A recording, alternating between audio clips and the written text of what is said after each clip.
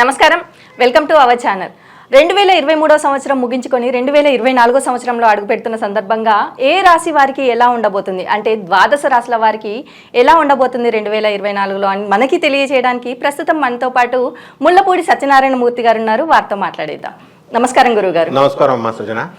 గురువుగారు, 2024 సంవత్సరంలో కర్కాటక రాశి వారికి ఎలా ఉండబోతుంది అంటారు? వీరి మానసిక పరిస్థితి ఈ సంవత్సరాంతం ఎలా ఉండబోతుంది అంటారు?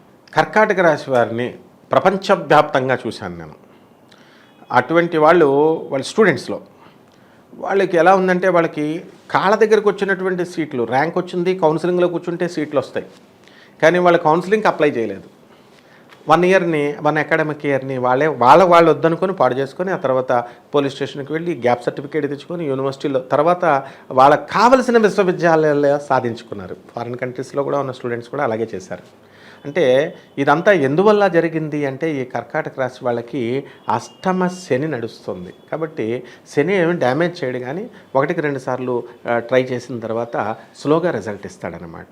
ఈ కర్కాటక రాశి వారికి 2024 సంవత్సరంలో ఈ రాహువు భాగ్యస్థితిలోకి వచ్చేసాడు, ఆల్రెడీ ఉన్నాడు. మనకు అక్టోబర్ 30, 2023 సంవత్సరంలో భాగ్యస్థితిలోకి వచ్చాడు. కాబట్టి రాహు ఒక్కడ చాలన్నమాట మనిషిని లేపడానికి. ఈ 12 రాశుల వాళ్ళు కూడా తెలుసుకోవాల్సింది ఏంటంటే, మాకు అన్ని గ్రహాలు బాగుండాలి. మీరు ఏమన్నా శ్రీకృష్ణులా లేకపోతే అవతార పురుషుల శ్రీరామచంద్రులా? శ్రీకృష్ణుడికే 5 గ్రహాలు ఉచ్చస్థితిలో, 4 గ్రహాలు ఉచ్చస్థితిలో ఉంటాయి. కాబట్టి ఒక్క గ్రహం ఉచ్చస్థితిలో ఉంటే చాలు మనలాంటి వాళ్ళందరికీ కూడా. సో ఈ యొక్క రాహువు భాగ్యస్థితిలోకి వచ్చాడు, అండ్ గురుడు లాభస్థితిలోకి వచ్చాడు ఏప్రిల్ 22, 2024 సంవత్సరంలో. సో ఈ 2 గ్రహాలు చాలు మనకి. అదేవిధంగా ఇంకా అద్భుతమైనటువంటిది ఏంటంటే, ఈ కేతువు 3వ ఇంట్లోకి చక్కగా అక్టోబర్ 30వ తేదీ 2023 సంవత్సరంలో ఈ యొక్క కన్యా రాశిలోకి వచ్చాడు. సో 3 ప్లానెట్స్ మీకు అంత అనుకూలంగా ఉన్నప్పుడు ఈ కర్కాటక రాశి వారికి బాగా లేదు అన్నారంటే అది హాస్యాస్పదమైనటువంటి అంశము, విషయము. మరి ఆర్థికంగా ఈ రాశి వారికి ఎలా ఉండబోతుంది అనేసి అంటారు? ఆర్థికంగా వీళ్ళు బ్రహ్మాండంగా పుంజుకుంటారు. లాస్ట్ ఇయర్తో పోల్చుకుంటే వీళ్ళు వృత్తి, వ్యాపార, ఉద్యోగ విషయాలలో ఒళ్ళు దగ్గర పెట్టుకొని వ్యాపారాలు చేస్తారు, ఒళ్ళు దగ్గర పెట్టుకొని ఉద్యోగాలు చేస్తారు. కాబట్టి ఆటోమేటిక్గా వీళ్ళ పొజిషన్ సెక్యూర్డ్గా ఉంటుంది. ఎలాగైతే స్టూడెంట్స్ మరి కౌన్సిలింగ్కి ఎలాగైతే వదిలేసుకున్నారో, అలాగే కంపారిటివ్గా ఈ యొక్క ఉద్యోగస్తులు కూడా మనకి వాళ్ళు కేర్లెస్గానే, అంటే కాన్సన్ట్రేషన్ చేయలేకపోయారు. ఫ్యామిలీ ప్రాబ్లమ్స్ అవనివ్వండి, ఇతరత్ర ప్రాబ్లమ్స్ అవనివ్వండి, అటువంటి ఆ దశ దాటేసి వచ్చారు. కాబట్టి ఈ ఇయర్లో వీళ్ళు మోర్ కాన్సన్ట్రేషన్ వీళ్ళు చేయడం జరుగుతుంది. తద్వారా వీళ్ళకి అద్భుతమైనటువంటి వృత్తి, వ్యాపార, ఉద్యోగ విషయాలలో ఆర్థికంగా వీళ్ళు చాలా పుంజుకుంటారమ్మా. మరి వ్యాపార పరంగా చూసినట్టయితే వీరు ఎలాంటి వ్యాపారాలు ప్రారంభించవచ్చు అనేసి అంటారు? అలాగే ఇంతకుముందు వ్యాపారంలో ఉన్న వారికి ఎలా ఉండబోతుంది అంటారు? అన్ని రకాల వ్యాపారాలు చేసేయచ్చు వీళ్ళు, ఒక్క ఇనప వ్యాపారం తప్ప, ఒక్క ఆయిల్ వ్యాపారం తప్ప. శనీశ్వరుడు ఆధిపత్యంలో ఉన్నటువంటి ఆటోమొబైల్, అంటే స్పేర్ పార్ట్స్ ఇనుముతోనే తయారవుతుంది కాబట్టి iron steel industry, and next మనకి ఈ యొక్క ఆయిల్స్ బిజినెస్లు, ఇటువంటి వ్యాపారాలు వీళ్ళు స్టార్ట్ చేయకుండా ఉండడం మంచిది. గతం నుంచి మేము చేసుకుంటూ వస్తున్నామండి, మరి మెషినరీ, ఫౌండరీస్ ఇలాంటివన్నీ కూడా అనేటటువంటి వాళ్ళు కాస్త జాగ్రత్తగా మీరు ఈ యొక్క వ్యాపారాలు చేసుకుంటే బ్రహ్మాండంగా ఉంటుంది. మరి ఏ వ్యాపారాలు కొత్తగా స్టార్ట్ చేయాలండి అంటే, మనకి ఎలక్ట్రానిక్స్ సంబంధించినటువంటి వ్యాపారాలు, సాఫ్ట్వేర్ ఇండస్ట్రీస్ వీళ్ళు పెట్టుకోవచ్చు. ఈ రాశి వాళ్ళు పెట్టుకోవచ్చు. వాళ్ళకి ప్రాజెక్ట్స్ అనేటటువంటివి ఖచ్చితంగా దొరుకుతాయి. అదేవిధంగా స్వీట్ షాపులు, బంగారం షాపులు, తర్వాత హాస్పిటల్స్, తర్వాత వీళ్ళు హాస్టల్స్, ఇవన్నీ కూడా పెట్టుకోవడం జరుగుతుంది.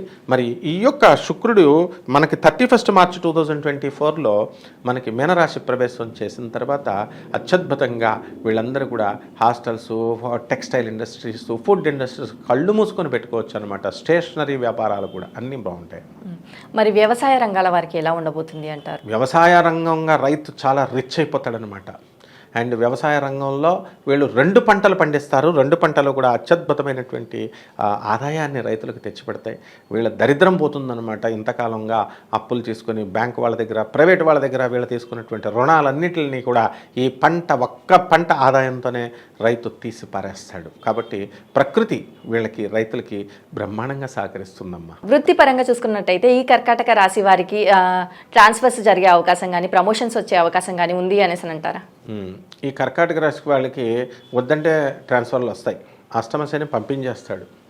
అండ్ తృతీయ కేతు ఏం చేస్తాడంటే ఫారిన్ వెళ్తావా అని అడిగి ఫారిన్ పంపిస్తారు. ఇప్పుడు మనకి గవర్నమెంట్ ఉద్యోగాల్లో హైయర్ లెవెల్ ఆఫీసర్స్ ప్రతి సంవత్సరం రైల్వేలో వీళ్ళకి ఫారిన్, ప్యారిస్ లాంటి దేశాలకి పంపిస్తారు. మరి ప్రొఫెసర్ల మమ్మల్ని కూడా చక్కగా ఈ యొక్క సంవత్సరం ఎవ్రీ ఇయర్ మేము ఫారిన్ కంట్రీస్కి వెళ్ళడానికి, స్టడీ ప్రోగ్రాముల మీద స్టడీ చేయడానికి ఫారిన్లో చూడడానికి వెళ్తూ ఉంటాం. మరి ఆ విధంగా ఇతర రంగాలలో ఉన్నటువంటి అందరికీ కూడా ఈ విదేశాలకు సంబంధించినటువంటి యాత్రలకి వెళతారు, స్టడీ ప్రోగ్రామ్, స్టడీ టూర్స్లో.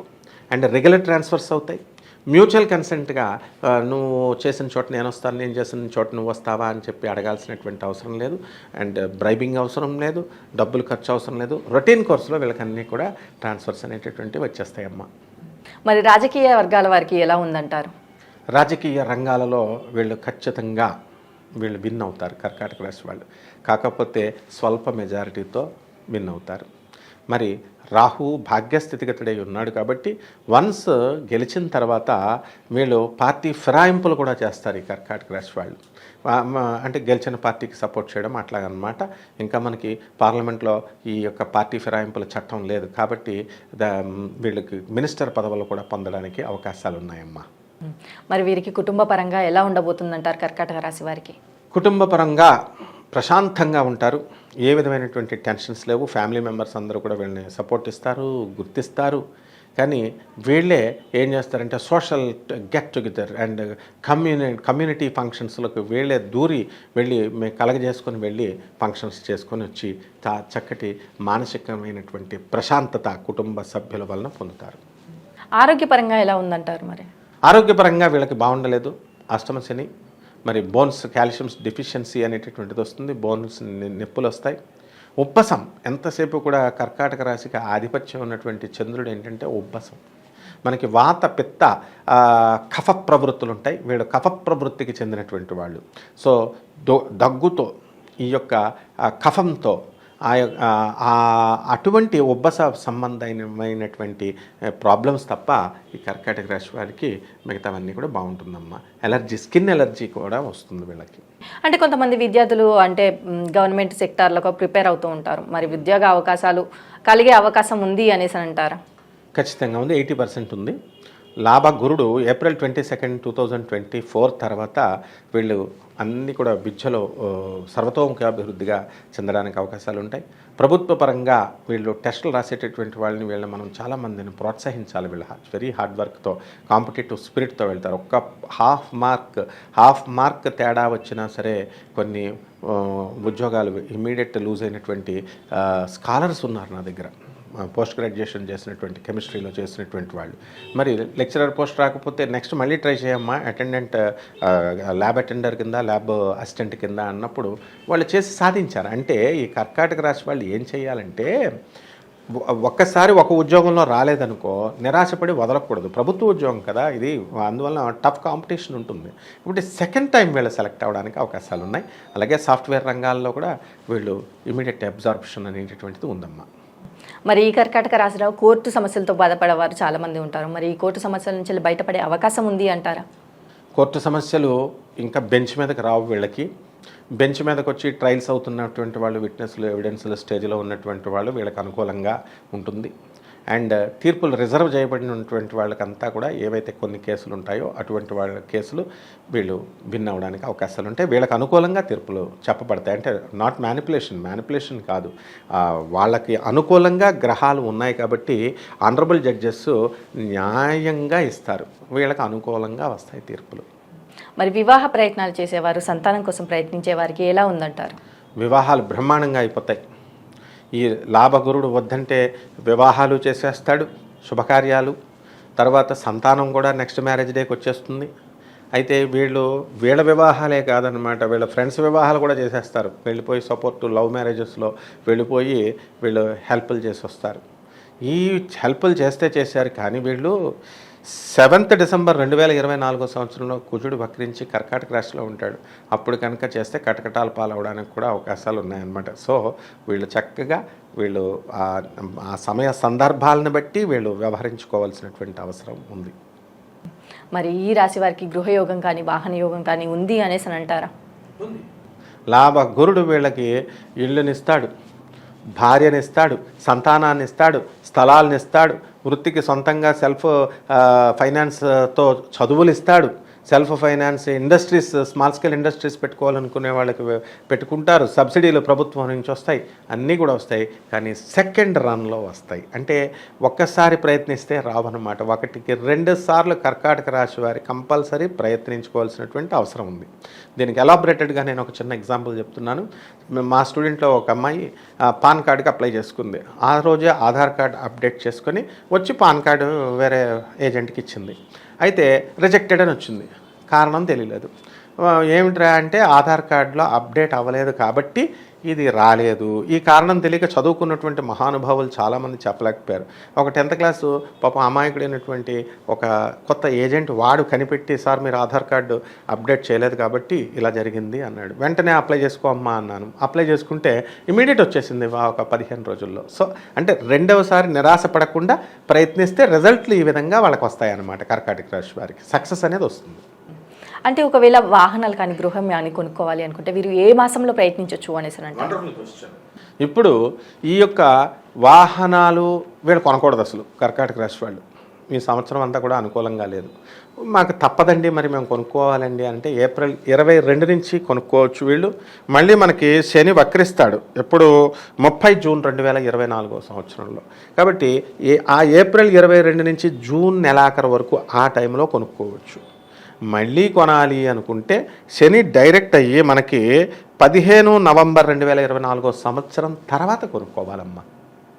మరి ఈ రాశి వారు చేసుకోవాల్సిన పరిహారాలు ఏంటో తెలియజేస్తారా?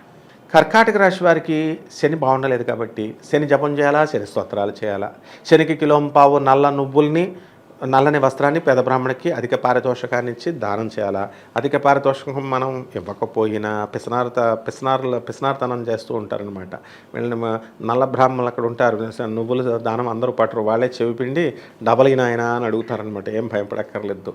అయితే అది కాకుండా శనీశ్వరుడికి చక్కగా తైలాభిషేకం అంటే నువ్వుల నూనెతో మనం అభిషేకం చేయాలా. ప్రతిరోజు కూడా నవగ్రహాల చుట్టూ ప్రదక్షిణ చేయాలి. ప్రదక్షిణ కనుక చేసినట్లయితే ఈ యొక్క ఓం శనిశ్చరాయ నమః అనేటటువంటి మహామంత్రాన్ని జపించాలా. అదేవిధంగా జమ్మి చెట్టు దగ్గరికి వెళ్ళాలా. జమ్మి చెట్టు దగ్గరికి నీళ్లు పొయ్యాలా. ఆ దీపాలు దూరంగా వెలిగించాలి. వేళ్ళు కాల్చేయకూడదు. అగరబత్తీలు కుంకుమ చెట్ల మీద తులసి చెట్లకి మనం వేసేస్తూ ఉంటాం. తులసి ఆరాధన కూడా చేయాలి వీళ్ళు. అది చేస్తే కెమికల్స్ ఉంటాయి కాబట్టి ఇప్పుడు కుంకుమలో ఈ యొక్క హరిద్రంలో అంటే పసుపులో మరి చెట్లు నిద్రపోవడానికి అవకాశాలు ఉంటాయి. కాబట్టి దూరంగా పెట్టి చక్కగా వీళ్ళు కనుక చేసినట్లయితే బ్రహ్మాండంగా వీళ్ళకి ఈ సంవత్సరం అంట 2024లో అత్యద్భుతంగా ఉంటుందమ్మా. అలాగే గురువుగారు 2024 సంవత్సరంలో కర్కాటక రాశి వారికి ఎలా ఉండబోతుంది, అలాగే వీరి శనికి చేయవలసిన దానాలు, అలాగే తైలాభిషేకం చేయడం వల్ల శనికి ఎలాంటి లాభాలు కలుగుతాయి, అలాగే జమ్మి చెట్టును తులసి చెట్టును ఎలా ఆరాధించాలి అనేసి చాలా బాగా వివరించారు గురువుగారు. Thank you so much. Welcome అమ్మా.